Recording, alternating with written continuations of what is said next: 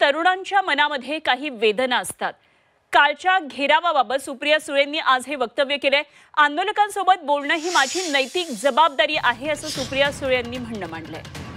काल सुप्रिया सुळे आझाद मैदानामध्ये मनोज जरांगे यांच्या भेटीसाठी आल्या होत्या आणि ही भेट झाल्यानंतर त्या स्टेजवरून खाली उतरताना त्यांना मोठा घेराव मराठा आंदोलनकर्त्यांनी घातलेला होता आणि या घेरावासंदर्भात सुप्रिया सुळे यांनी आज प्रतिक्रिया दिलेली आहे। तरुणांच्या मनामध्ये काही भावना असतात, काही वेदना असतात आणि कालच्या घेरावाबाबत सुप्रिया सुळे यांनी आज हे वक्तव्य केले। आंदोलकांसोबत बोलणं माझी नैतिक जबाबदारी होती असं त्यांनी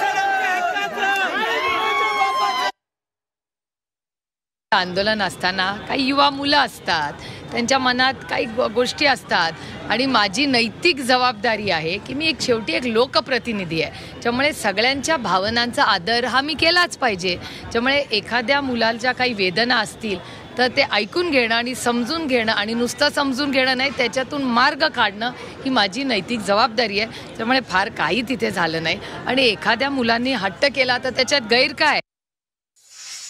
मुख्यमंत्री आणि दोन्ही उपमुख्यमंत्र्यांना अतिशय विनम्रपणे विनंती करते, पुन्हा एकदा आज करते, पुन्हा मी त्यांना हीच मागणी करते की सर्वपक्षीय बैठक बोलवा, सगळ्यांची चर्चा करा आणि जर हा निर्णय घ्यायचा असेल तर कॅबिनेट नोट ते काल बनवू शकत होते, 3 दिवस वाया घालवायची गरजच नव्हती। कॅबिनेट नोट बनवा, अर्जंट कॅबिनेट मीटिंग बोलवा, कॅबिनेटमध्ये ते पास करा, असेंब्ली बोलवा, असेंब्लीमध्ये 24 तासात पास करून टाका चर्चा करून।